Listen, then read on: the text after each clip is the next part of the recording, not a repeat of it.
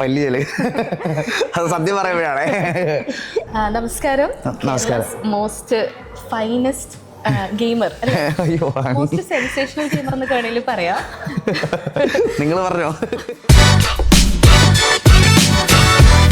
എനിക്ക് കുഴപ്പമില്ല. Okay, so most favourite game? Most favourite game എന്ന് പറയുന്നത് ഒബ്വിയസ്ലി GTA 5 ഉണ്ട്, PUBG PC, പിന്നെ വാലറന്റ്. കളിച്ച ഗെയിംസ് ഉണ്ടോ പെട്ടെന്ന് ഓർത്തെടുത്ത് പറയാൻ വേണ്ടിയിട്ട്? ഉറപ്പായിട്ടും വാലറന്റ്. ഞാൻ കഴിഞ്ഞൊരു 2-3-4 വർഷമായിട്ട് ഗ്രൈൻഡ് ചെയ്തുകൊണ്ടിരിക്കുക. ചത്ത് കിടന്ന് കളിച്ചിട്ടുണ്ട്, പറയാതിരിക്കാൻ വയ്യ. ഇപ്പോൾ ബിഗിനേഴ്സ് സജസ്റ്റ് ചെയ്യാൻ പറ്റുന്ന ഗെയിംസ് ഉണ്ടോ? ബിഗിനേഴ്സ്, അത് ഈ ഗെയിം സജഷൻ എന്നൊക്കെ പറയുന്നത് ഇപ്പം നമ്മളൊരാൾക്ക് ഫുഡ് പറഞ്ഞു കൊടുക്കണ പോലെ എല്ലാവരുടെയും ടേസ്റ്റ് ഭയങ്കര ഡിഫറെൻ്റ് ആയിരിക്കും. ഇപ്പം ഞാനൊരു ബിരിയാണി കഴിച്ചിട്ട് ഇഷ്ടപ്പെട്ടതെങ്കിൽ അടുത്ത ആളെ ചിലപ്പോൾ കഴിച്ചാൽ പുള്ളിയുടെ ടേസ്റ്റ് ഉള്ള സാധനം ആയിരിക്കത്തില്ല. അതുകൊണ്ട് ഈ ഗെയിം സജസ്റ്റ് ചെയ്യാന്ന് പറയുന്നത് ഓരോരുത്തർക്ക് ഓരോ ജോണർ. ചിലർക്ക് ഷൂട്ടിംഗ് ഗെയിംസ് ആയിരിക്കും ഇഷ്ടം, ചിലർക്ക് റേസിംഗ് ഗെയിംസ് ആയിരിക്കും, ചിലർക്ക് ഓപ്പൺ വേൾഡ് ആയിരിക്കും. അത് ഏതെങ്കിലും ഒരു കാറ്റഗറി പറഞ്ഞാൽ മാത്രമേ എനിക്ക് അങ്ങനെ ഒരു റെക്കമെൻഡേഷൻ പറയാൻ പറ്റത്തുള്ളൂ. എന്നാലും കുറേ ബിഗിനേഴ്സായിട്ട് കളിക്കാൻ പറ്റിയ തമാശയായിട്ടൊക്കെ കളിച്ചിരിക്കാൻ എമംഗ് അസ് അങ്ങനത്തെ കുറേ ഗെയിമുകളുണ്ട്. കുറച്ച് കോമ്പറ്റേറ്റീവ് ഒക്കെ ആയിട്ട് നോക്കുകയാണെങ്കിൽ ഒബ്വിയസ്ലി BGMI, ഫ്രീ ഫയർ, അങ്ങനെ കുറേ ഗെയിമുകളുണ്ട്. Eagles being the source of happiness to many people, what is your source of happiness? എൻ്റെ സോഴ്സ് ഓഫ് ഹാപ്പിനെസ് എന്ന് പറയുന്നത് അവരെ സന്തോഷമാക്കുക എന്നുള്ളത് എൻ്റെ വലിയൊരു സന്തോഷമാണ്. അതായത് എന്നുവെച്ചാൽ ഞാൻ ഒരിക്കലും അവരെ സന്തോഷിപ്പിക്കുക എന്നുള്ളത് മാത്രമല്ല എൻ്റെ ഡ്യൂട്ടി.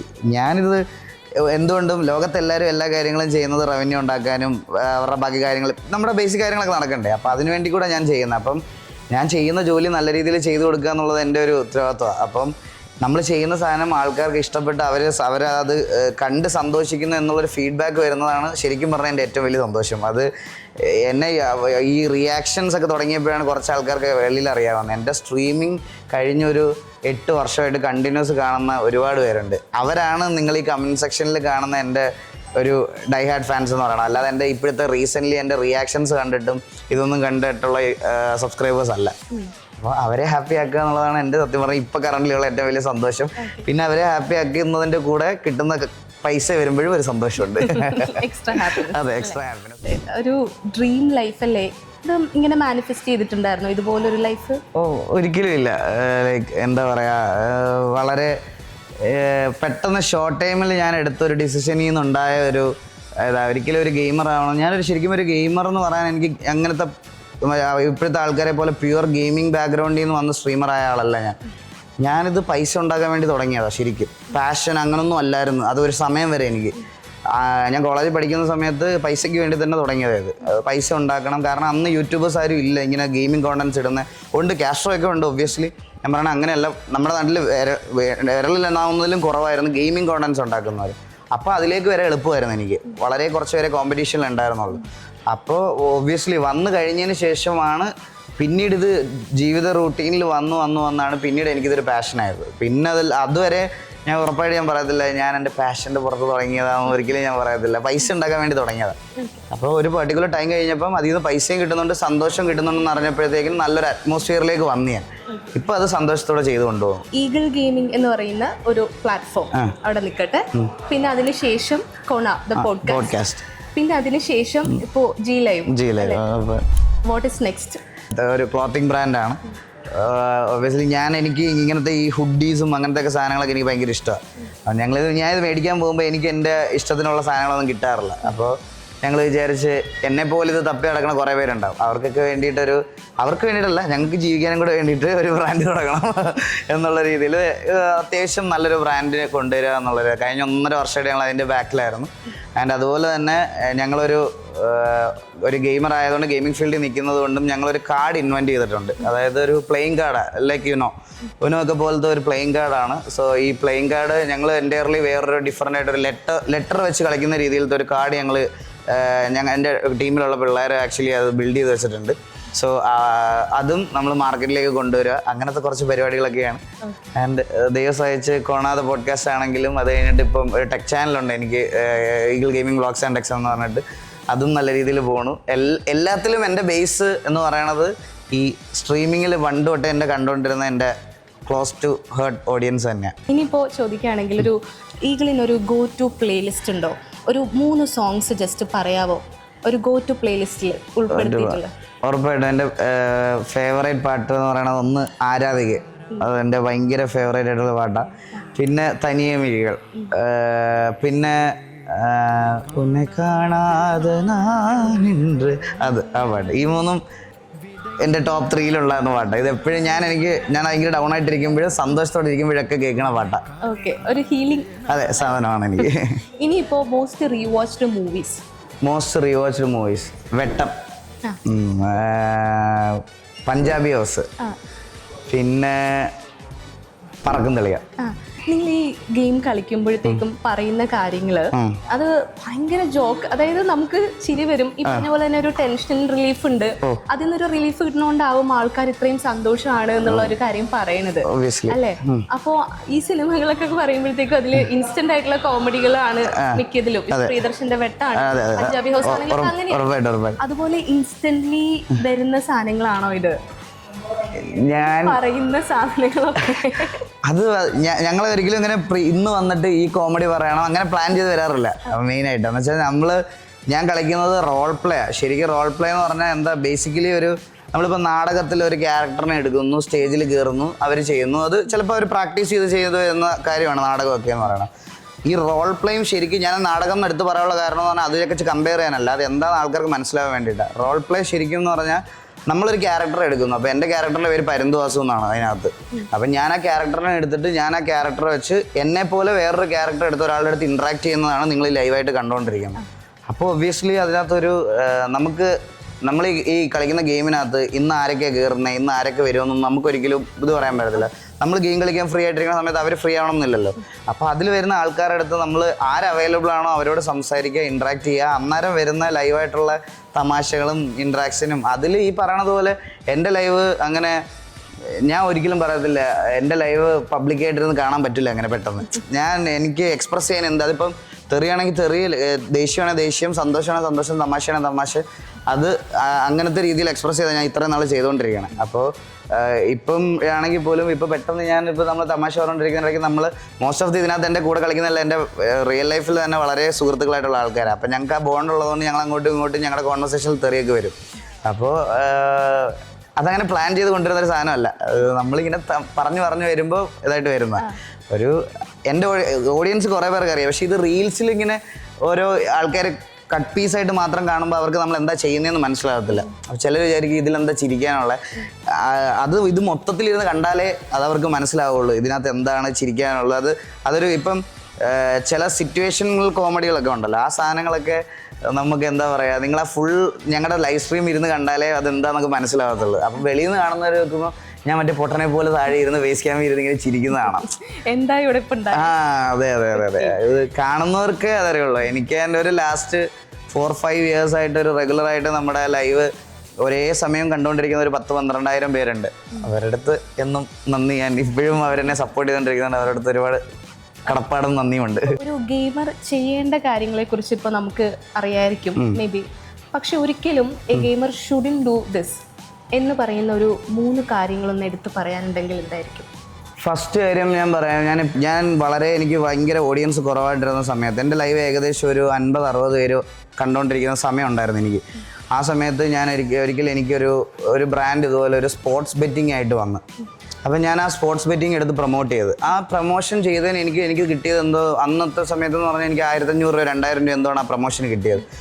ഈ 2,000 രൂപയുടെ എനിക്ക് 2,000 രൂപ എന്ന് പറഞ്ഞാൽ ഭയങ്കര വലിയ എമൗണ്ട് ആ സമയത്ത്. പക്ഷേ എൻ്റെ ഫാമിലിയൊക്കെ സിറ്റുവേഷനൊക്കെ അതായിരുന്നു. അപ്പോൾ ഞാൻ അങ്ങനെ സിറ്റുവേഷൻ വെച്ചൊന്നും അല്ല പൈസ മേടിച്ചത്. എനിക്കറിയാം ഇതെന്താ ഗെയിമാണെന്ന് പറഞ്ഞാൽ നമ്മുടെ അടുത്ത് കൊണ്ടുവന്നു. അപ്പോൾ സ്പോർട്സ് എന്ന് പറഞ്ഞാൽ സ്പോർട്സ് ബെറ്റ് എന്ന് പറഞ്ഞൊരു സാധനം കൊണ്ടുവന്നപ്പോഴത്തേക്കിനും, അതായത് ഈ ക്രിക്കറ്റ് ഫുട്ബോളൊക്കെ നടക്കുമ്പം നമ്മൾ പ്രഡിക്ഷൻസ് ചെയ്യുമല്ലോ, ആ ബെറ്റിംഗ് ആയിരുന്നു അവർ കൊണ്ടുവന്നത്. അപ്പം ഞാനിത് എടുത്തിട്ട് ഞാൻ പ്രൊമോട്ട് ചെയ്തു എൻ്റെ ഒരു വീഡിയോയിൽ പ്രൊമോട്ട് ചെയ്തപ്പോൾ എൻ്റെ വളരെ ക്ലോസ് ആയിട്ട് കണ്ടുകൊണ്ടിരിക്കുന്ന കുറേ ഓഡിയൻസ് ആൾക്കാർ വന്നിട്ട്, അത് ഞാൻ പറഞ്ഞില്ല അന്നൊരു 35-50 പേരെ കാണുന്നുള്ളൂ.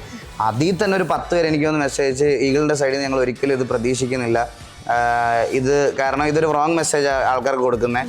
കൂടുതലും ഈ ഗെയിംസ് ഒക്കെ കാണുന്ന പിള്ളേരായിരിക്കും, അവരെ കൊണ്ട് പൈസ ഇൻവെസ്റ്റ് ചെയ്യിപ്പിക്കുക എന്ന് പറയുന്നത് കുറച്ച് തെറ്റായിട്ടുള്ള പരിപാടിയാണ്, ഇത് ചെയ്യാൻ പാടില്ലെന്ന് പറയും. സോ അന്ന് ഞാൻ ഡിസൈഡ് ചെയ്തതാണ് ഇനി ജീവിതത്തിൽ ഞാൻ ഒരിക്കലും ചെയ്യൂല എന്ന്. സോ അന്ന് തൊട്ട് ഇന്ന് വരെ ഇനിയിപ്പം ഞാൻ എൻ്റെ പ്രൈം ടൈമിൽ എനിക്ക് 20,000-25,000 വാച്ചിങ് വന്ന സമയത്താണെങ്കിൽ പോലും വലിയ വലിയ കമ്പനീസ് ഞാൻ പലവട്ടം റിവീൽ ചെയ്തിട്ടുണ്ട് എൻ്റെ റവന്യൂ അവർ ഓഫർ ചെയ്ത കാര്യങ്ങളൊക്കെ. അത്രയും ലക്ഷങ്ങളും കോടികളൊക്കെ ഓഫർ ചെയ്തിട്ട് പോലും ഇന്നേ വരെ ഞാൻ ഒരു ബെറ്റിംഗ് ആപ്ലിക്കേഷൻ സൊസൈറ്റിയിൽ പ്രൊമോട്ട് ചെയ്തിട്ടില്ല. ആൻഡ് അതൊരു ഗെയിമർ ചെയ്യാൻ പാടില്ല, അതൊരു ഗെയിം അല്ല ശരിക്കും. ഗെയിമർ എന്നുള്ളൊരു രീതിയിൽ ആൾക്കൊരു സോഷ്യൽ റെസ്പോൺസിബിലിറ്റി വേണം, ആ സാധനം ചെയ്യാൻ പാടില്ല എന്ന്. അത് ഞാൻ ആ ഒരു ജീവിതത്തിൽ ഒരു വട്ടം അത് ചെയ്തിട്ട് അന്ന് തിരിച്ചറിഞ്ഞതിന് ശേഷം ജീവിതത്തിൽ ഇതുവരെ ചെയ്തിട്ടില്ല. അത് വർഷങ്ങൾക്ക് മുമ്പ്, 7-8 വർഷം മുമ്പാണ്. അതിനുശേഷം ഇന്നേ വരെ ഞാൻ ചെയ്തിട്ടില്ല. പിന്നെ വേറൊരു കാര്യം എന്ന് പറഞ്ഞാൽ ഞാനൊരു ലൈവ് സ്ട്രീമറാണ്. ഞാൻ കൂടുതലും സമയം ഞാൻ സ്ട്രീം ചെയ്യണത് രാത്രികളിലാണ്. അതായത് രാത്രികൾ എന്ന് പറയുമ്പോൾ ഒരു 9:45-10 മണിക്ക് ഞാൻ ലൈവ് വരും. ഞാൻ വെളുപ്പിന് ഒരു 3 മണി വരെ ചെയ്യും. ഇത് ചെയ്യുന്നത് കൊണ്ട് എനിക്ക് പൈസ കിട്ടും, ഇത് ചെയ്യുമ്പോൾ എനിക്ക് പൈസ കിട്ടും. പക്ഷെ കണ്ടുകൊണ്ടിരിക്കുന്നവർക്ക് ഒന്നും കിട്ടാൻ പോകുന്നില്ല, അവർക്ക് വേസ്റ്റ് ഓഫ് ടൈമാണ്. അല്ലാത്ത ഒരു പിള്ളേർ സെറ്റിനോടൊക്കെ ഞാൻ ഇടയ്ക്കിടയ്ക്ക് റിമൈൻഡ് ചെയ്യാറുണ്ട്, നിങ്ങൾ രാത്രിയിൽ ഇരുന്ന് ഇങ്ങനെ ലൈവ് കണ്ടിരുന്ന് നിങ്ങളുടെ വിലയേറിയ സമയം കളയരുത്. രാവിലെ സ്കൂളിൽ പോയിരുന്ന് ഉറങ്ങുക, അല്ലെങ്കിൽ കോളേജിൽ പോയിരുന്ന് ഉറങ്ങുക എന്നുള്ളൊരു സ്കീമോട് ഞാൻ ഒരിക്കലും യോജിക്കുന്നില്ല. ചില ആൾക്കാരൊക്കെ വന്നിട്ട് പറയും, ബ്രോ ഇന്ന് ലൈവ് വരുന്നതുകൊണ്ട് ഞാൻ ഇന്ന് സ്കൂളിൽ പോയില്ല, ജോലിക്ക് പോയില്ല. എനിക്കത് കേൾക്കുമ്പം സന്തോഷം തോന്നാറില്ല. കാരണം എൻ്റെ പേരൻസ് എന്നെ പഠിപ്പിക്കാൻ എന്തോരം സ്ട്രഗിൾ ചെയ്തിട്ടുണ്ടെന്ന് എനിക്കറിയാം. അപ്പോൾ ഒരു കോളേജ് കട്ട് ചെയ്ത് വന്നിരുന്ന് എൻ്റെ ലൈവ് കാണുന്നതിനോട്, അതിൽ നിന്ന് എനിക്ക് റവന്യൂ കിട്ടുന്നതിനോട് എനിക്ക് താല്പര്യമില്ല. ഒരു റെസ്പോൺസിബിൾ സ്ട്രീം എന്നുള്ള രീതിയിൽ നമ്മുടെ ഓഡിയൻസിനോട് പറയേണ്ട ഒരു കാര്യമാണ്. ചിലർ ഓർക്കാതിരുന്ന് ഈ പിള്ളേർ ടൈം വേസ്റ്റ് ചെയ്യാൻ വേണ്ടിയിട്ടിരുന്ന് കാണും, അതിനോട് എനിക്ക് താല്പര്യമില്ല. നമുക്ക് റവന്യൂ കുറഞ്ഞ ഒബ്വിയസ്ലി സങ്കടം ഉണ്ടാവില്ല, ഇതുണ്ടാവും. അത് നമ്മൾ വർക്ക് ചെയ്തെടുക്കുക. പക്ഷേ ഞാൻ പറയണത് വേറൊരാളുടെ ലൈഫ് സ്പോയിൽ ചെയ്തിട്ട് നമുക്ക് ഒരു സാധനം കിട്ടുക എന്ന് പറയണത് എക്സിസ്റ്റ് ചെയ്യില്ല, നിലനിൽക്കില്ല എന്നുള്ളൊരു തോട്ടം എനിക്കുണ്ട്. അതുകൊണ്ട് അത് ഞാൻ എപ്പോഴും പറയാറുണ്ട് ലൈവിൽ, ഈ ഒരു കാര്യം ടൈം വേസ്റ്റ് ചെയ്യലാണ്. ഞാൻ മൂന്നാമത്തെ കാര്യം ഗെയിമർ നവഗുണഡു എന്ന് പറയുമ്പം എന്താ പറയുക, ഒരു ഗെയിമർ ഒരിക്കലും ചെയ്യാൻ പാടുള്ളത് വലിയൊരു കാര്യമുണ്ട്. ഈ ഹാക്സ് യൂസ് ചെയ്യുക, അല്ലെങ്കിൽ തേർഡ് പാർട്ടി ടൂൾസ് യൂസ് ചെയ്യുക. നമുക്കൊരു ഗെയിം കളിക്കാൻ കഴിവില്ല, കളിക്കരുത്. എനിക്ക് ചില ഗെയിമുകളൊന്നും കളിക്കാൻ പറ്റില്ല, ഞാൻ അത് തുറന്നു പോയി നോക്കാറില്ല. കാരണം എനിക്കത് അറിയാം, കുറച്ച് ദിവസം കളിച്ച് നോക്കുമ്പോൾ മനസ്സിലാവും ഇത് എന്നെ കൊണ്ട് നടക്കില്ല, ഞാൻ അതുകൊണ്ട് കളിക്കാറില്ല. ചില ആൾക്കാർക്ക് ഈ ഇപ്പോൾ പബ്ജി എടുത്തോ, നമ്മൾ കൂട്ടുകാരൊക്കെ നല്ല അടിപൊളിയായിട്ട് വെടിവെക്കും, നമുക്ക് വെടി കൊള്ളുന്നില്ലെന്ന് പറഞ്ഞാൽ നമുക്കിപ്പോൾ വേണമെങ്കിൽ 1,500 രൂപ കൊടുത്താൽ 500 രൂപ കൊടുത്താൽ ഒരു ഹാക്ക് വാങ്ങിക്കാൻ കിട്ടും. അതുകൊണ്ട് ഇൻസ്റ്റാൾ ചെയ്തിട്ട് 2 പേരെ കൊല്ലുന്നതിൽ എന്ത് സുഖം കിട്ടുന്നത്. അതൊരു കോമ്പറ്റീഷനാണ് ശരിക്കും. അതായത് നമ്മുടെ 2 പേര് തമ്മിൽ ഉള്ള ഒരു കോമ്പാക്റ്റിൽ ആര് ജയിക്കുന്നു എന്നുള്ളത് നമ്മുടെ സ്കിൽസ് വെച്ച് ജയിക്കേണ്ട സാധനമാണ്. അതൊരു തേർഡ് പാർട്ടി ടൂൾ വെച്ചിട്ട് ഹാക്ക് ഉപയോഗിച്ച് കളിക്കുന്നത് ഗെയിമിന് ഭയങ്കര എതിരായിട്ടുള്ളൊരു സാധനമാണ്. ഒരു ഗെയിമിംഗ് എത്തിക്സ് ഉള്ള ഒരാൾ പോലും അത് ചെയ്യാൻ പാടില്ലാത്ത കാര്യമാണ്. യൂസിങ് ഓഫ് ഫാക്സ് ആണ് മൂന്നാമത്തെ കാര്യമായിട്ട് ഞാൻ പറയണം. വൈ ബ്ലാക്ക് അത് ശരിക്കും എന്താ പറയുക, അതൊരു നമുക്ക് ഈ ചൈൽഡ്ഹുഡ് ഇത് ശരിക്കും പറയാൻ പാടില്ല, എന്നാലും ഞാൻ പറയുക. ഈ നമുക്ക് ഈ കോളേജ് സ്കൂളിലൊക്കെ പഠിക്കുന്ന സമയത്ത് നമ്മൾ ഈ കളറിൻ്റെ പേരിൽ അബ്യൂസ് ചെയ്യുമല്ലോ. അതെനിക്ക് എൻ്റെ മോസ്റ്റ് ഓഫ് ദ കുട്ടിക്കാലത്തൊക്കെ ഉണ്ടായിരുന്ന, അല്ലെങ്കിൽ സ്കൂളിൽ പഠിക്കുന്ന സമയത്തൊക്കെ ഉണ്ടായിരുന്ന ഇരട്ടപ്പേരുകളെല്ലാം കളർ ബേസിസിലായിരുന്നു. അപ്പം എന്താ ഞാനാണെങ്കിൽ നമ്മളിങ്ങനെ ഓരോ ഈ കളേഴ്സ്, കുറച്ച് വൈബ്രൻ്റ് ആയിട്ടുള്ള കളേഴ്സൊക്കെ ഇട്ടിട്ട് പോകുമ്പം നമ്മളിങ്ങനെ തിളങ്ങി നിൽക്കുന്ന പോലെ ഇരിക്കും. അപ്പോൾ എനിക്കാണെങ്കിൽ ഞാനപ്പോൾ അങ്ങനെ ഇരുന്ന് പോകുമ്പോൾ ഇവന്മാരിങ്ങനെ ഓരോ കമൻറ്റ് പറയും. അതിന് ഒരിക്കലും ഹേർട്ട് ചെയ്യണം എന്നുള്ളൊരു ഉദ്ദേശത്തിലല്ല ആ സമയത്ത് അവർ സംസാരിക്കുന്നതെന്ന് എനിക്കറിയാം. പക്ഷേ ആ കോളേജ് ടൈമിലൊക്കെ സ്കൂൾ ടൈമിലൊക്കെ അത് തമാശയാണ്. പക്ഷെ പിന്നീട് അതെൻ്റെ മനസ്സിലൊരു ഇൻസെക്യൂരിറ്റി വളർത്തി. അപ്പോൾ എനിക്ക് വേറെ കളേഴ്സൊന്നും ഇട്ടാൽ ചേരുന്നില്ല എന്നുള്ളൊരു ഇൻസെക്യൂരിറ്റി എനിക്ക് വന്നു തുടങ്ങി. പല്ലിയല് അത് സത്യം പറയുമ്പോഴാണേ. അപ്പോൾ ഇൻസെക്യൂരിറ്റി വന്നു തുടങ്ങി. അങ്ങനെ ഞാൻ ഫുള്ളി പിന്നെ എങ്ങനെയൊക്കെ ആണെങ്കിലും എൻ്റെ കൈ കറങ്ങി തിരിഞ്ഞ് ബ്ലാക്ക് ടീഷർട്ടിൽ പോകും. അങ്ങനെ ബ്ലാക്ക് എന്നുള്ളൊരു രീതിയായി. പിന്നെ പാൻറ്റും ഷർട്ടും എല്ലാം ബ്ലാക്ക് ഇട്ട് തുടങ്ങി. അതെ, ഉറപ്പായിട്ടും. പക്ഷേ അതിലേക്ക് വരാനുള്ളത് എൻ്റെ ബാക്ക് സ്റ്റോറിയിൽ ഒരു ട്രോമ സൈഡുണ്ട്. അത് ഇപ്പം അങ്ങനെ ഉണ്ടാവും, ഇപ്പോഴത്തെ പിള്ളേർ അത് ഫേസ് ചെയ്യുന്നുണ്ടാവുന്നില്ലെന്ന് തോന്നുന്നു. പക്ഷെ ആ സമയത്ത് ഈവൻ അത് തമാശയായിരുന്നെങ്കിലും ചില സാഹചര്യങ്ങളിൽ എന്നെ അത് ഹേർട്ട് ചെയ്തിട്ടുണ്ട്. ആസ്പയറിംഗ് ഗെയിമേഴ്സിന് കൊടുക്കാൻ പറ്റുന്ന ഒരു മെസ്സേജ്, നമ്മുടെ ഓഡിയൻസിന് പാസ് ചെയ്യാൻ പറ്റുന്ന ഒരു മെസ്സേജ്. ഗെയിം കളിച്ച് രക്ഷപ്പെടുക എന്ന് പറയുന്നത് കുറച്ച് പാടാണ് നമ്മുടെ നാട്ടിൽ നിന്ന് ഇപ്പം. അതിപ്പം ഞാൻ ഇപ്പോഴൊന്നല്ല, അന്നും പാടായിരുന്നു, ഇന്നും പാടാം. അതൊരു അത് പറഞ്ഞു കൊടുക്കുക എന്ന് പറഞ്ഞാൽ നമ്മുടെ നാട്ടിൽ ഓരോ വളരെ ഇപ്പോൾ ഒരു ഇന്ത്യയിൽ ഒരു വേറെ അതർ ദാൻ കേരള ആണെങ്കിൽ ഹിന്ദി മൾട്ടിപ്പിൾ സ്ഥലങ്ങളിലുണ്ടാവും. അപ്പോൾ നമ്മൾ ഹിന്ദി പറഞ്ഞ് സ്ട്രീം ചെയ്യുമ്പോൾ നമുക്ക് ഒരുപാട് വൈഡ് ഓഫ് ഓഡിയൻസ് ഉണ്ട്. ഇപ്പം ഹിന്ദി പറയുന്ന ഒരു നാടല്ലല്ലോ, ഇത്ര നാടുകളുണ്ട് നമ്മുടെ നാട്ടിൽ ഹിന്ദി പറയുന്നത്. അപ്പോൾ ഓഡിയൻസ് വിവിധ സ്ഥലത്തു നിന്ന് വരും. പക്ഷെ നമുക്ക് മലയാളികൾ മാത്രമേ ഉണ്ടാവുള്ളൂ. റീജിയണൽ ലാംഗ്വേജിൽ നമ്മൾ സ്ട്രീം ചെയ്ത് തുടങ്ങി. അതെ, നമുക്കപ്പോൾ ഓഡിയൻസിന് ഒരു ഭയങ്കര ലിമിറ്റേഷൻ ഉണ്ട്. ആ ലിമിറ്റേഷനിൽ നിന്ന് വേണം നമ്മൾ ഓഡിയൻസിനെ ബിൽഡ് ചെയ്യാൻ. അതിൽ നിന്ന് ഈ പറയണതുപോലെ ആൾക്കാരുടെ ടേസ്റ്റിനനുസരിച്ചുള്ള ഗെയിം കളിച്ച് അവരെ സ്ട്രീമിങ്ങിലേക്ക് കൊണ്ടുവരിക എന്ന് പറയുന്നത് കുറച്ച് പാടാണ്. സോ ചോയ്സ് ഓഫ് ഗെയിം മാത്രമല്ല, നമ്മൾ ഈ ഗെയിം ത്രൂ എന്ത് എൻ്റർടൈൻമെൻറ്റ് നമുക്ക് കൊടുക്കാൻ പറ്റുമോ അതെല്ലാം ഇതിൻ്റെ വലിയൊരു കാര്യം. എങ്കിൽ മാത്രമേ സക്സസ്ഫുൾ ആവാൻ പറ്റത്തുള്ളൂ. ആൻഡ് ഇതിലേക്ക് വരുന്ന എല്ലാവരോടും ഞാൻ പറയണമെന്ന് പറഞ്ഞാൽ ഗീവ് എ ട്രൈ എന്ന് മാത്രമേ ഞാൻ പറയത്തുള്ളൂ. ഇതിൻ്റെ പുറകെ നടന്നിട്ട് നമ്മൾ ബേസിക് എഡ്യൂക്കേഷൻ പോലും ഇല്ലാതെ പോണത് ഭയങ്കര. ഞാൻ തന്നെ ഡിഗ്രി ഗ്രാജുവേറ്റ് ആയതിനു ശേഷമാണ് ഫുൾ ടൈം ഗെയിമിങ്ങിലേക്ക് വന്നത്. നമുക്ക് അത്യാവശ്യം ഇപ്പം ഡിഗ്രി തന്നെ ബേസ് ആണെന്ന് നമുക്ക് പറയാൻ പറ്റത്തില്ല. PG എടുത്താൽ പോലും ബേസ് എന്ന് പറയാൻ പറ്റത്തില്ല. നമുക്ക് നല്ലൊരു നമ്മൾ ഉദ്ദേശിക്കുന്ന സാലറിയിൽ ഒരു ജോലി കിട്ടുമെന്ന് പറയാൻ പറ്റുമോ PG ചെയ്താൽ തന്നെ? ഇപ്പം എല്ലാവരുടെയും മനസ്സിൽ റോൾസ് റോയ്സ് ലംബോർഗിനിയൊക്കെയാണ്. അത് ഈ PG ചെയ്താൽ തന്നെ കിട്ടുമെന്ന് തോന്നുന്നുണ്ട്. അങ്ങനെ അത് പറ്റത്തില്ല. ബട്ട് സ്റ്റിൽ ഞാൻ പറയുന്നത് പറഞ്ഞാൽ നമ്മൾ ഇതിനൊക്കെ പോകുന്നതിന് മുമ്പ് നമ്മുടെ ഒരു ബേസിക് എഡ്യൂക്കേഷൻ ലെവൽ കംപ്ലീറ്റ് ചെയ്ത് വെച്ചിരിക്കണം. അത് ഞാൻ എപ്പോഴും പറയണ കാര്യം. അത് കഴിഞ്ഞിട്ട് മാത്രമേ നമ്മൾ ഇതിൻ്റെ കാര്യത്തോട്ട് അല്ലെ ഗെയിമിലേക്ക് ഫുൾ ടൈം ഇതിൽ നിന്ന് നിങ്ങൾക്ക് ജീവിക്കാൻ പറ്റും എന്നുള്ളൊരു റവന്യൂ ഒക്കെ ജനറേറ്റ് ആവുന്നത് വരെ ഫുൾ ഓൺ ഇതിനകത്തോട്ട് ഇറങ്ങരുതെന്നേ ഞാൻ പറയത്തുള്ളൂ. നല്ലൊരു ക്രിക്കറ്റ് പ്ലെയർ ആണ്. നല്ല ക്രിക്കറ്റ് പ്ലെയർ അല്ല. അതെ, ഇഷ്ടമാണ്. പറഞ്ഞു favourite cricketer and favourite IPL team? Obviously Dhoni and CSK. എനിക്ക് ജീവിതത്തിൽ രണ്ടുപേരെ ഇപ്പം ഞാൻ ഇപ്പോൾ എക്സാമ്പിൾ പറയുകയാണെങ്കിൽ വലിയ സെലിബ്രിറ്റീസൊക്കെ കാണാൻ വേണ്ടി ഇപ്പോൾ ദൂരെയൊക്കെ വണ്ടി എടുത്ത് പോവുക അല്ലെങ്കിൽ വണ്ടി ഓടിച്ച് പോവുക ഒരവസരം ഇപ്പം എനിക്ക് കിട്ടുക. ഇപ്പോൾ ഒരാളെ കാണാൻ പോവുക എന്ന് പറഞ്ഞാൽ ഇപ്പം അത് ധോണി ലാലേട്ടൻ ഒഴിച്ച് ആരാണെങ്കിലും ഞാൻ പോകില്ല. പക്ഷെ അവർ രണ്ടുപേരും ആണെങ്കിൽ ധോണിയോ ലാലേട്ടനെയോ കാണാനാണെങ്കിൽ ഞാനിപ്പോൾ എവിടെ വേണമെങ്കിലും പോകാനും എവിടെ ചെല്ലാനും റെഡിയാണ്. എൻ്റെ ലൈഫിൽ എനിക്ക് ഭയങ്കര ഇതായിട്ടുള്ള രണ്ടുപേരാണ്. ധോണിയെന്ന് പറയുമ്പോൾ എനിക്ക് ഭയങ്കര ഒരു ആസ് ഒരു ലീഡർ എന്നുള്ള രീതിയിൽ എനിക്ക് പുള്ളിയുടെ ക്യാപ്റ്റൻസിയും അതുപോലെ ഒരു ഡിസിഷൻ മേക്കിംഗ് ഒക്കെ ഭയങ്കര ഇഷ്ടമുള്ള. അത് പണ്ട് കൊച്ചി തൊട്ടേ പപ്പേനെ ക്രിക്കറ്റ് കാണിച്ച് എനിക്ക് പുള്ളിയോടുള്ള ആരാധന ഭയങ്കരമായിട്ട് കൂടിയിരിക്കുക. അതിപ്പോഴും അത് പുള്ളി എത്രത്തോളം കാലം CSK ഉണ്ടാവും അന്നേരം ഞാൻ CSK ഫാൻ ആയിരിക്കും. ഞാൻ റോയൽ ചലഞ്ചർ വിരാട് കോഹ്ലിയുടെ. എനിക്കങ്ങനെ നമ്മുടെ ഞാൻ എപ്പോഴും ഞാൻ ലൈവിലും പറയാനുള്ള കാര്യം ആൾക്കാരുടെ അടുത്ത്, ഇപ്പോഴത്തെ ആൾക്കാരൊക്കെ എല്ലാവരും കോഹ്ലിയെയും മറ്റേ ധോണിയും സച്ചിനെയും എല്ലാം അങ്ങോട്ടും ഇങ്ങോട്ടൊക്കെ കമ്പയർ ചെയ്യുന്നതുകൊണ്ട് ഞാനൊരു ഒരാളെ ഇഷ്ടപ്പെടുന്ന അർത്ഥം വേറൊരാളെ ഇഷ്ടമല്ലെന്നല്ല. എനിക്ക് എല്ലാവരും ഇഷ്ടമാണ്. നമ്മൾ ഈ പേരുകളൊക്കെ ഡിസ്കസ് ചെയ്യുന്നുണ്ട്. അതിനർത്ഥം അവരൊക്കെ ഒരു പൊസിഷനിൽ എത്തിയെന്ന അവരുടെ പേര് നമുക്കറിയാമെങ്കിൽ അപ്പോൾ ഒബ്വിയസ്ലി അവർ ലെജൻസ് ആയിരിക്കും, അല്ലെങ്കിൽ അവർ ബെസ്റ്റ് ഇൻ ദ മാർക്കറ്റ് ആയിരിക്കും. അപ്പോൾ നമ്മളവരെ കുറ്റം പറയേണ്ട ആവശ്യമില്ല. എനിക്കൊരാളെ ഇഷ്ടമെന്ന് പറഞ്ഞ് മറ്റേ ആൾ മോശക്കാരനാണെന്നില്ലല്ലോ. എൻ്റെ നമ്മുടെയൊക്കെ ഫേവറേറ്റ് ആണല്ലോ. ഇപ്പോൾ ധോണി എനിക്കിഷ്ടമാണ്, പക്ഷേ ഒബ്വിയസ്ലി കോഹ്ലി എനിക്കിഷ്ടമാണ്. ഇപ്പം RCB ഇപ്പം CSK പോയാൽ അടുത്തത് നമ്മൾ RCB കിട്ടണമെന്ന് വിചാരിക്കും. അല്ലെങ്കിൽ എനിക്കിപ്പോൾ RCB ആണെങ്കിൽ അത് മുംബൈ ഇന്ത്യൻസ് ഉള്ള സെക്കൻഡ് പ്രിഫറൻസ് ഉള്ളവരുണ്ടാവും. അങ്ങനെ കുറേ പേരുണ്ടാവല്ലോ. ഒരാളെ ഇഷ്ടമെന്ന് പറഞ്ഞ് വേറെ ആളെ ഞാൻ ഹെയ്റ്റ് ചെയ്യുമല്ല. അങ്ങനത്തെ പരിപാടിയില്ല. നമ്മൾ ഏറ്റവും കൂടുതൽ ഈഗിളിനെ കാണുന്നത് ആ ഒരു കൺസോളിലാണ്. വിത്ത് ഓൾ ലൈറ്റ്സ് ഏറ്റവും ബെസ്റ്റ് ആയിട്ടുള്ള ടോപ്പ് എൻഡ് ആയിട്ടുള്ള പിന്നെ കുറേ അധികം പിന്നെ സംഭവങ്ങളൊക്കെ ഉണ്ട്. ശരിക്കും ആ സ്ഥലത്താണോ കൂടുതൽ ടൈം സ്പെൻഡ് ചെയ്യുന്നത്? എവിടെ ഏറ്റവും കൂടുതൽ ടൈം സ്പെൻഡ് ചെയ്യുന്നത്? ഞാനിപ്പോൾ ഇത്രയും നാളെ ഞാൻ വീട്ടിൽ തന്നെ എൻ്റെ വീട്ടിൽ എൻ്റെ ഗെയിമിംഗ് റൂമിൽ ഞാൻ പേരിട്ടേക്കുന്നത് ഹെവൻ എന്നാണ്. സ്വർഗം, എൻ്റെ ഒരു സ്വർഗമായിട്ടുള്ള ഒരു സ്പേസ് എന്നുള്ള രീതിയിലാണ് ഞാനത് ഇട്ടേക്കുന്നത്. അപ്പോൾ എൻ്റെ ഏറ്റവും കൂടുതൽ സമയം ഞാൻ അവിടെ തന്നെ സ്പെൻഡ് ചെയ്യാറുള്ളത്. ഞാൻ എണ്ണീറ്റ് കഴിഞ്ഞാൽ തന്നെ ഫ്രഷപ്പ് ആയി ഫുഡും കഴിച്ച് വന്നിരുന്ന് കഴിഞ്ഞാൽ പിന്നെ അടുത്ത ദിവസം 3 മണിക്ക് അവിടെ നിന്ന് എണ്ണീക്കാറുള്ളൂ. അപ്പോൾ ഫുഡെല്ലാം ഞാൻ അവിടെയൊക്കെ ഇരുന്നായിരിക്കും കഴിക്കണം. ഞാൻ ഫുൾ ടൈം ഗെയിം അങ്ങനെ. അപ്പോൾ നല്ലത് പറയുമ്പോൾ നമ്മൾ അതിൻ്റെ ഇടയ്ക്കുള്ള നെഗറ്റീവ്സോട് പറയണമല്ലോ. ഇങ്ങനെ ഇരുന്ന് വെറുതെ ഗെയിം കളിച്ച് വ്യായാമമൊന്നും ഇല്ലാതെ ഇരുന്ന് എനിക്ക് ഡാർക്ക് സർക്കിൾസായി, ഹൈപ്പർ കൊളസ്ട്രോളായി, നോൺ ആൽക്കഹോളിക് ഫാറ്റി ലിവറായി. നമ്മൾ ഈ ഗെയിമൊക്കെ കളിച്ചിരിക്കുമ്പോൾ ഇങ്ങനെ ചുമ്മാ ഇരിക്കുമ്പോൾ മറ്റേ റെഡ് ബുള്ളും അതും എല്ലാം വാരി കുടിക്കാറുണ്ടല്ലോ. അപ്പോൾ ഈ മോൺസ്റ്റർ എനർജി, റെഡ് ബുൾ, ഇങ്ങനത്തെ ഇതുപോലെ പെപ്സി, ഇങ്ങനത്തെ കുറേ സാധനങ്ങളുണ്ട്. ഇതെല്ലാം ഞാൻ ഇങ്ങനെ കുടിച്ച് ചുമ്മാ ഗെയിം കളിച്ചിരിക്കുമായിരുന്നു. അങ്ങനെ ആയപ്പോഴത്തേക്കിന് ഞാൻ കൊണ്ട് ഒരു ബോഡി ചെക്കപ്പ് ചെയ്തപ്പോഴാണ് എനിക്കിത് മനസ്സിലാവണം നോൺ ആൽക്കഹോളിക് ഫാറ്റി ലിവർ ഉണ്ട്. എൻ്റെ അടുത്ത് സോഫ്റ്റ് ഡ്രിങ്ക്സ് ഫുള്ളി ഒഴിവാക്കാൻ പറഞ്ഞു. പിന്നെ ഉറക്കമെല്ലാം ഭയങ്കര ശോകമായിരുന്നു. ആൻഡ് കൊളസ്ട്രോൾ വന്നു. എൻ്റെ ഒരു പ്രായം വെച്ച് നോക്കിയാൽ എനിക്ക് വരാൻ പറ്റാത്ത കൗണ്ടില്ലാത്ത മേളിൽ കൊളസ്ട്രോളാണ് വന്നത്. പിന്നെ അപ്പോൾ എനിക്ക് ലൈഫിലൊരു ചേഞ്ച് വേണമെന്ന് ഫീൽ ചെയ്ത് തുടങ്ങിയതിൻ്റെ അന്ന് തൊട്ട് ഞാനപ്പം എറണാകുളത്തോട്ട് ഷിഫ്റ്റ് ചെയ്യാൻ തീരുമാനിച്ചു.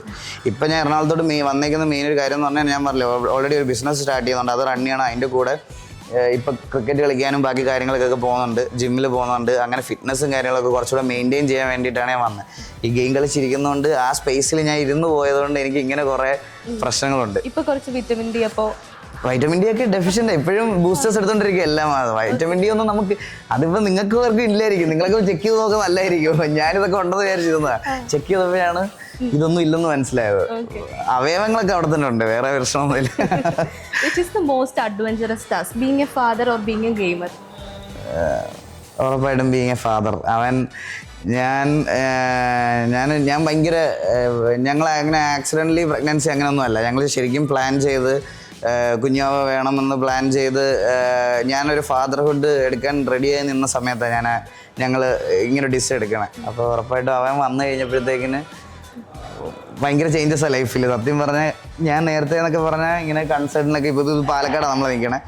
കൺസേർട്ടിനൊക്കെ വരുന്ന സമയത്ത് ഞാൻ ഇവരുടെയൊക്കെ കൂടെ ചില്ലടിച്ച് വരുത്തതേ ഉള്ളൂ. അതാകുമ്പം എന്താ വേറെ പ്രശ്നമൊന്നുമില്ല.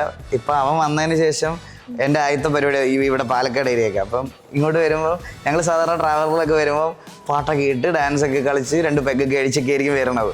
അപ്പോൾ ഇപ്പോൾ അവൻ വന്നതിന് ശേഷം എനിക്ക് അങ്ങനെ പോകാൻ പറ്റത്തില്ല. അപ്പോൾ അവനെ പിടിക്കണം, അവൻ്റെ കൂടെ ഇരിക്കണം, സൗണ്ട് അവന് പ്രശ്നമാണ്. അപ്പോൾ പാട്ടിടാതിരിക്കണം, കുറേ കാര്യങ്ങൾ കോംപ്രമൈസ് ഒക്കെ ചെയ്യണം. പക്ഷെ അത് ഞാൻ എൻജോയ് ചെയ്യുന്നുണ്ട്. അപ്പോൾ ഉറപ്പായിട്ടും ഇപ്പോൾ അവൻ്റെ കാര്യങ്ങൾ ഇപ്പോൾ ഇവൻ്റെ ഒരു ഷെഡ്യൂളേ വേറെയാണ്. ഞാൻ ലൈവ് തീർക്കുമ്പോൾ ഉറക്കത്തിൽ നിന്ന് എണ്ണീക്കും. പിന്നെ അവൻ്റെ കൂടെ കുറച്ച് നേരം ഇരുന്നാലേ എനിക്ക് ഉറങ്ങാൻ പറ്റുള്ളൂ. അപ്പോൾ ചലഞ്ചിങ് ഇത് തന്നെയാണ്. ചെറിയ മനുഷ്യനെത്തി പിന്നെ അതെ അതെ അതെ. പത്തനംതിട്ട എന്ന ജില്ല ഒരു മിത്താണോ? എനിക്ക് എൻ്റെ നാട് എപ്പോഴും ഇനി ആരെന്ത് പറഞ്ഞാലും എൻ്റെ നാട് എനിക്ക് ടോപ്പ് നോച്ചാണ്. അത് ഞാൻ റേറ്റിംഗ് എൻ്റെ അടുത്ത് ചോദിച്ചാൽ ഞാൻ 10 തന്നെ പറയുള്ളൂ. എനിക്ക് തോന്നിയിട്ടുള്ള കുറച്ച് ഇത് പറഞ്ഞുതരാം. അതായത് നെഗറ്റീവ്സ് എന്ന് പറയാൻ ഒരിക്കലും പറ്റത്തില്ല. എല്ലാ നാടിനും അതിൻ്റെതായിട്ടുള്ള ഒരു ഇൻഫ്രാസ്ട്രക്ചർ ഉണ്ട്.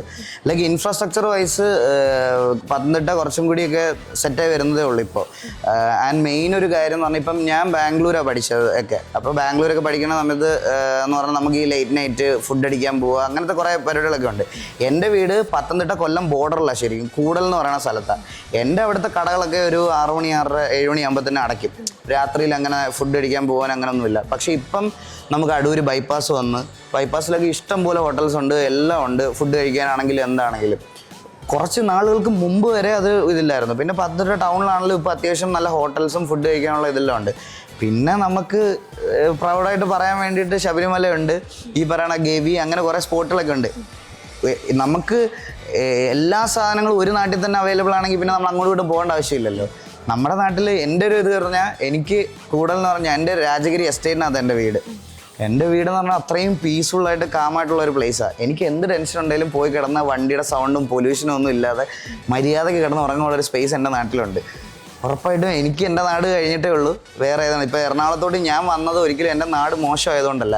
എൻ്റെ നാട്ടിൽ ഈ പറയണത് പോലെ ഞാൻ ഈ ചെയ്യുന്ന ബിസിനസ് ആയിക്കോട്ടെ, അങ്ങനെ കുറച്ച് കാര്യങ്ങളുടെ ഉള്ള വൈഡർ ഓപ്പർച്യൂണിറ്റി ഇവിടെ ആയതുകൊണ്ടാണ് ഞാൻ ഇങ്ങോട്ട് ഇപ്പം വന്നത്. എന്നാലും ഞാൻ മാറി നിൽക്കാൻ വേണ്ടിയിട്ട് അവിടുത്തെ സ്റ്റുഡിയോ ഇവിടുത്തെ സ്റ്റുഡിയോ മെയിൻറ്റെയിൻ ചെയ്താൽ കൊണ്ടു നടക്കണം. എനിക്കങ്ങനെ പത്തനംതിട്ട പറ്റി കളിയാക്കുന്ന, അതിപ്പോൾ എല്ലാ നാട്ടിലും നമ്മളിപ്പോൾ ഏത് നാട്ടിൽ പോയാലും ചിലപ്പോൾ നമ്മൾ ഉദ്ദേശിക്കുന്ന ഒരു കാര്യം ആ നാട്ടിൽ കുറവുണ്ടെന്ന് കരുതി ആ നാട്ടിനെ കുറ്റം പറയാൻ പറ്റില്ല. അതുപോലെ ഉള്ളൂ. എൻ്റെ നാട്ടിൽ ചിലപ്പം വെളിയിൽ നിന്ന് ഒരാൾ വരുന്ന സമയത്ത് അവർക്ക് കിട്ടാത്ത കാര്യങ്ങളുണ്ടെന്ന് വിചാരിച്ച് പെട്ടെന്ന് ഒരു രാത്രിക്ക് അവർക്കത് സെറ്റ് ചെയ്ത് കൊടുക്കാൻ പറ്റത്തില്ലല്ലോ. ഇൻഫ്രാസ്ട്രക്ചർ വൈസൊക്കെ നമ്മുടെ നാട്ടിൽ പറയുന്ന കാര്യങ്ങളിൽ ചെറിയ കാര്യങ്ങളൊക്കെ ഹെൽത്തി ട്രോൾസ് ഞാനും അക്സെപ്റ്റ് ചെയ്യാൻ റെഡിയാണ്. ഈ പറയണത് പോലെ ലേറ്റ് നൈറ്റ് അങ്ങനെയൊന്നുമില്ല. എന്നാലും ഇപ്പോൾ അത് മാറി വരുന്നുണ്ട്. പിന്നെ വേറെ കാര്യത്തിലൊന്നും ഇപ്പം ആശുപത്രികളൊക്കെ ആണെങ്കിലും എല്ലാം ബാക്കി സൗകര്യങ്ങളൊക്കെ എല്ലാം വരുന്നുണ്ട്. അങ്ങനെ പട്ടിക്കാടെന്നൊന്നും പറയണം, അതിനോടൊന്നും ഞാൻ ഒരിക്കലും യോജിക്കത്തില്ല. അങ്ങനെ പറഞ്ഞ് കളിയാക്കുന്നതിനോട് ഞാൻ ഒരിക്കലും എനിക്ക് യോജിക്കാൻ പറ്റത്തില്ല. എനിക്ക് എൻ്റെ നാട് ടോപ്പാണ്, പത്തനംതിട്ട ടോപ്പാണ്.